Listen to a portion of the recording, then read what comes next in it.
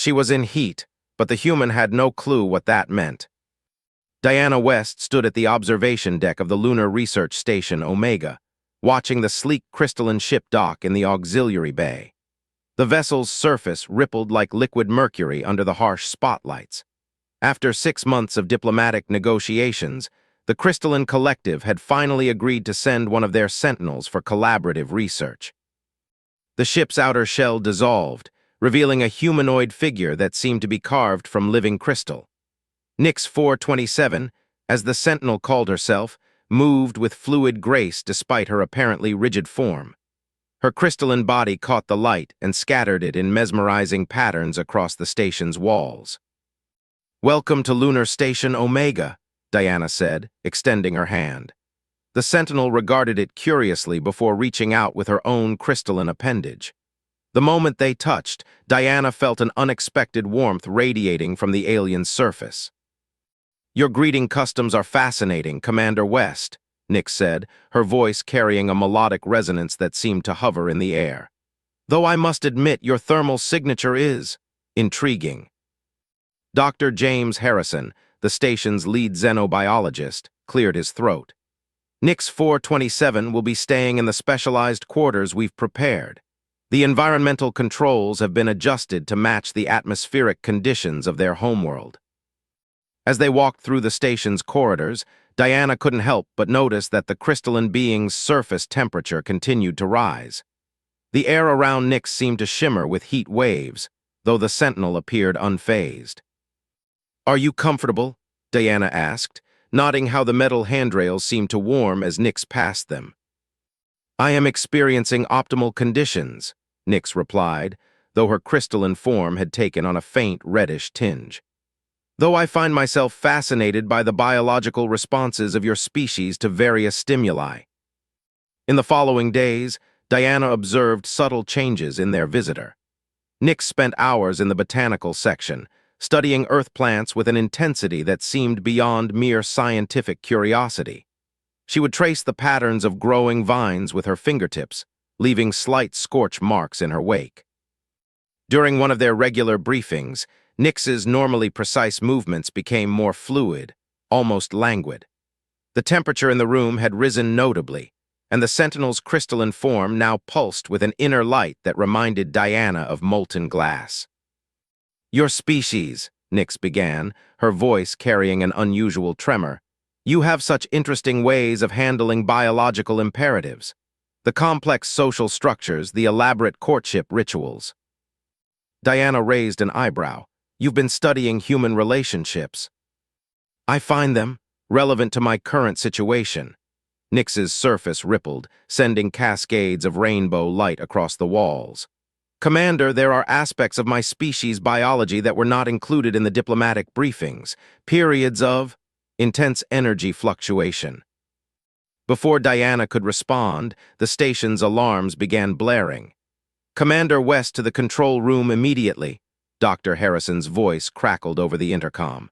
"We're detecting dangerous energy spikes from our guests' quarters." Diana looked at Nyx, who had begun to glow more intensely. "Is there something you need to tell me?"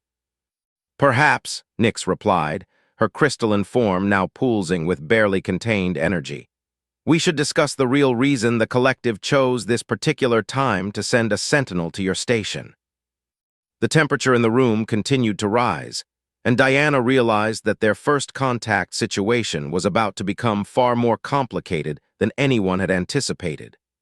The human race's introduction to alien biology was about to take an unexpected turn, and she had a feeling the diplomatic protocols hadn't covered anything like this. Dr. Harrison's laboratory had become a sauna. Monitoring equipment beeped frantically as Nyx's core temperature continued to climb. The crystalline sentinel now blazed like a small sun, her form shifting between translucent and opaque states as waves of energy rolled off her surface. "It's a natural cycle," Nyx explained, her voice resonating at a frequency that made the glass beakers vibrate. "Every 7th rotation of our binary stars, sentinels enter a phase of energy amplification. We usually undergo this process in specialized chambers on our homeworld." Diana wiped sweat from her brow. And you didn't think to mention this before coming to a space station filled with sensitive equipment and vulnerable humans. The collective believed, Nyx paused, her crystalline surface rippling with embarrassment, that studying human biological responses during this period might provide insights into managing our own cycles. Your species has remarkable temperature regulation abilities. Dr. Harrison frantically typed on his tablet, recording readings. The energy output is unprecedented. If we don't find a way to stabilize her, the station's cooling systems won't be able to compensate. There's more, Nyx admitted, her form flickering like a flame. During this phase, Sentinels require a compatible energy signature to achieve harmonic resonance. Without it, the energy builds until a sudden surge caused nearby equipment to short out. Emergency lights bathed the lab in red as backup systems engaged. Until what? Diana demanded, though she had a sinking feeling she knew the answer. Until we shatter, Nyx whispered, her voice carrying undertones of fear. The energy becomes too much for our crystalline matrix to contain. The last documented case of an unsynchronized cycle resulted in the destruction of an entire outpost. Diana's military training kicked in. Harrison, evacuate non-essential personnel to the secondary hub. I want options for containing this situation. She turned to Nyx. And you're going to tell me exactly what kind of compatible energy signature you need. The Sentinel's surface swirled with patterns of light. It's not that simple. The resonance must occur naturally. Artificial attempts have always failed, often catastrophically. That's why the collective was so interested in humans.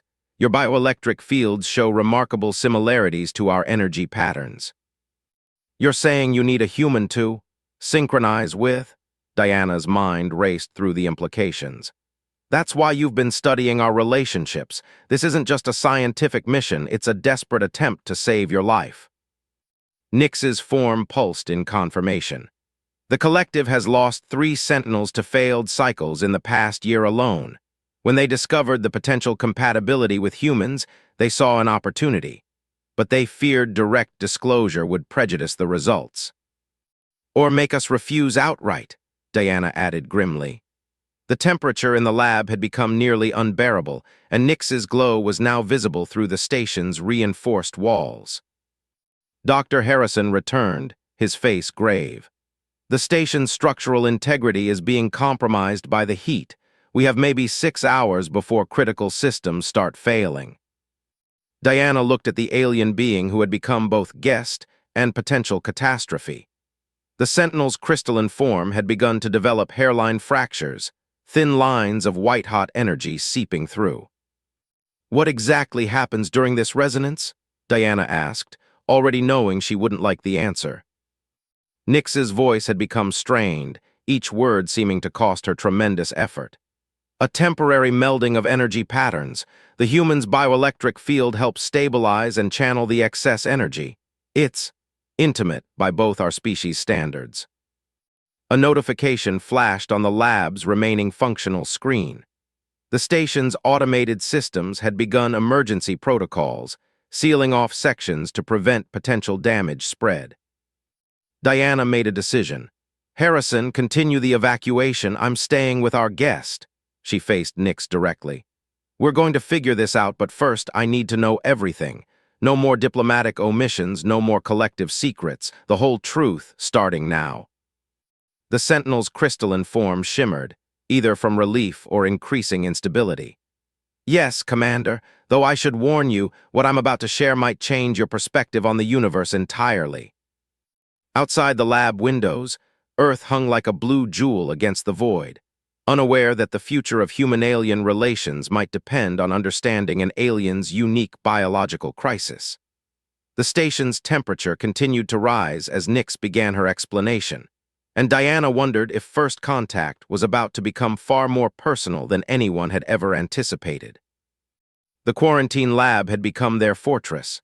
Diana sat cross-legged on the floor, maintaining a careful distance from Nyx as the Sentinel's revelations continued. The crystalline being's form had developed a network of luminous fissures, like lightning trapped in glass. Our species wasn't always crystalline, Nyx explained. her voice resonating with the hum of overtaxed equipment. We evolved from energy beings who learned to create physical forms to interact with the material world. These cycles are echoes of our original state, moments when we must temporarily shed our solid nature. Diana watched as drops of liquid crystal fell from Nix's fingertips, hardening into perfect spheres on the floor. And the compatibility with humans. Your species carries something unique, a bioelectric field that mirrors our ancestral energy patterns. We discovered this during early stealth observations of Earth. Some of your ancient texts even reference encounters with beings of light, though your people lacked the context to understand what they were seeing. A sudden surge caused Nix to stumble. Diana instinctively moved to help, but the heat radiating from the Sentinel forced her back. The station's warning systems had become a constant background chorus. "Commander," Dr. Harrison's voice crackled through the emergency comm, "the station's primary cooling system is failing. Secondary systems are at 82% capacity and rising. We need to make a decision." Diana studied the alien before her, noting how Nix's usually precise movements had become almost dance-like, as if the energy within couldn't be contained by mere walking. "The resonance process, you said it's intimate. Define intimate." Nix's surface rippled with patterns that Diana had learned to recognize as embarrassment. "It requires complete energy synchronization. Your consciousness would temporarily merge with mine. You would experience my memories, my essence, as I would experience yours. The process has never been attempted with a human before. The risks are better than letting this station be destroyed," Diana finished. She activated her comm. "Harrison, begin final evacuation procedures. Lock down all sensitive materials and clear everyone to the emergency shuttles." "Commander, you can't be serious about staying," Harrison protested. "The thermal readings from the Sentinel are approaching the melting point of the station's internal structures." "That's an order, Doctor." Diana's tone left no room for argument. "Send all data on Nix's readings to my personal tablet. If this works, the scientific insights will be invaluable. If it doesn't..." She let the implication hang. As the evacuation alarms blared, Diana turned back to Nix. The Sentinel's crystalline body had become almost fluid, more light than solid. "Tell me what to do." "First, you should understand what you're risking," Nix said, her voice carrying harmonics that made Diana's skin tingle. "No other species has survived direct energy contact with us. The collective's theories about human compatibility are based on mathematical models and historical observations, not practical testing." Another surge rocked the station. Warning lights flashed as more systems overloaded. Through the reinforced windows, Diana could see the emergency shuttles departing, carrying her crew to safety. "The resonance requires perfect alignment," Nix continued, her form now more energy than matter. "You must completely open yourself to the connection. Any resistance could prove fatal to both of us. And there's something else." She hesitated. "More secrets?" Diana asked, trying to keep her tone light despite the gravity of the situation. "Not a secret. A warning. If we succeed, you won't be the same. No human has ever experienced consciousness as we know it. The knowledge, the sensations, they will change you fundamentally." Diana thought of Earth hanging vulnerable in the void, of the future of human-alien relations hanging by a thread, of the trust her crew had placed in her. She stepped closer to Nix, feeling her skin prickle from the intense heat. "Maybe that's exactly what humanity needs," she said. "A new perspective, a reminder that we're not alone in the universe and that sometimes the greatest discoveries require the biggest risks." Nix's form surged with light, the fissures in her crystalline surface now rivers of pure energy. "Then let me show you what it means to be Stardust given consciousness, Commander Diana West. Let me show you what the universe looks like through eyes that don't distinguish between matter and energy, between self and cosmos." Diana took one last look at the emergency tablets displaying critical warning levels across all systems. Then she reached out toward the burning light that had once been a crystalline sentinel, preparing herself for whatever transformation awaited. The moment Diana's fingertips touched Nix's luminous form, the universe exploded into pure sensation. Her consciousness expanded beyond the confines of flesh and bone, merging with currents of energy that pulsed like cosmic heartbeats. She was everywhere and nowhere, experiencing reality through senses she had never known existed. Through their merged awareness, she saw Nyx's true nature, a being of pure energy wearing crystalline form like humans wore clothes. She felt the Sentinel's desperate struggle to contain the cyclical surge, understood the profound loneliness of a species that could rarely touch without catastrophic consequences. Memories flowed between them like liquid light. Diana witnessed the rise of the crystalline collective, saw vast cities grown from living crystal, felt the joy of dancing through solar flares and the peace of drifting through nebulae. In return, Nyx experienced human emotions with stunning intensity: love, fear, hope, determination, the complex web of feelings that defined humanity. Your species burns so brightly, Nyx's thoughts resonated through their shared consciousness. Each of you carries a spark of the same primordial energy that birthed us. The station's emergency systems continued their frantic warnings, but Diana barely noticed. Her awareness had expanded to encompass the energy flows around them, the electric pulses of the station's systems, the subtle radiation from Earth below, the cosmic rays streaming from distant stars. As their energies synchronized, Diana felt Nyx's cycle reaching its peak. The surge of power threatened to overwhelm them both, but something unexpected was happening. Instead of fighting the energy, Diana's consciousness instinctively began to channel it, drawing on patterns she didn't know she possessed. Impossible, Nyx's thought echoed with wonder.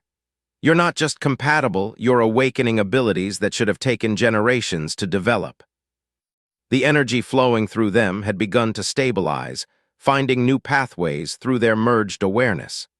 Diana understood now why the collective had been so interested in humans. They weren't just seeking help with their cycles, they had recognized the potential for something revolutionary. Through their connection, both beings began to change. Diana's consciousness expanded beyond human limits while maintaining its essential nature. Nyx's energy found new patterns of stability, guided by the unique structure of human thought. Neither would ever be quite the same, but neither would they lose themselves in the transformation. As the surge began to subside, their shared awareness extended beyond the station. They sensed the astonished crew watching from the emergency shuttles, felt the ripples of their transformation echoing through nearby space. Something unprecedented had occurred, the first true synthesis of human and crystalline consciousness. The station's systems began to stabilize as Nyx's energy levels returned to manageable levels. But the connection between them remained, transformed into something entirely new, a bridge between two fundamentally different forms of existence. As their separate consciousnesses began to gently disengage, both understood that this was only the beginning. The universe had just become a much more interesting place. 3 days after the incident, Diana sat in her restored office, watching Nyx demonstrate her newfound control. The Sentinel's crystalline form shifted seamlessly between solid and energy states, maintaining perfect stability even during the transitions. The collective scientists are still trying to understand exactly what happened, Nyx said, her voice carrying new harmonics that seemed to resonate with something deep in Diana's consciousness. By all previous models, the merging should have either failed catastrophically or resulted in complete energy dispersal. Instead, we found a third option, Diana finished. She could still feel the echo of their connection, a subtle awareness of energy flows that hadn't existed before the resonance. The station's medical staff had documented dozens of subtle changes in her physiology, though none appeared harmful. Dr. Harrison entered, carrying his latest batch of research data. "The implications are staggering," he said, unable to contain his excitement. "If this compatibility is genetic rather than individual, it could revolutionize both human medicine and our understanding of consciousness itself." Diana smiled, remembering the flood of messages from Earth's scientific community. The successful resonance had opened up possibilities that no one had imagined. Already, there was talk of establishing a permanent research station dedicated to human crystalline cooperation. "The collective has sent a formal request," Nix announced, her form shimming with what Diana now recognized as pleasure. They would like to establish an exchange program. Selected humans would be invited to study with our scholars, while our scientists would work with your researchers to explore the full potential of our compatibility. And the real reason? Diana asked, though she already knew the answer through their lingering connection. Hope, Nix replied simply. For millennia, we have been trapped between energy and matter, unable to fully embrace either state. Through humanity, we may have found a way to finally bridge that gap. And in return, humanity gets its first steps into a larger universe, Diana finished. She stood and walked to the window, watching Earth rotate slowly below. The view felt different now. She could sense the subtle energy fields surrounding the planet, the complex interplay of forces that she had never known existed before the resonance. There will be challenges, Nix cautioned. Not all humans will be compatible, and not all members of the collective will welcome such close cooperation with biological beings. Change never comes easily to any species. Diana turned back to face her friend, and she could call Nix that now, having shared consciousness in a way few beings ever had. Nothing worthwhile ever comes easily, but we've proven it's possible. Sometimes that's all it takes to change the universe. As if in response to her words, Nix's form briefly shifted to pure energy before resolidifying. The next cycle will begin in approximately 1 Earth year. By then, we hope to have established proper facilities and protocols for human crystalline resonance. And in the meantime, Dr. Harrison asked. In the meantime, Diana said, feeling the subtle pulse of energy that now lived within her, we have a lot of work to do. The universe just got a lot bigger, and we have a responsibility to help both our species navigate this new reality. Through the station's windows, the stars seemed to shine with new significance. Somewhere out there, crystalline cities gleamed with possibility, waiting for the day when humans and sentinels would work together to unlock the deeper mysteries of existence.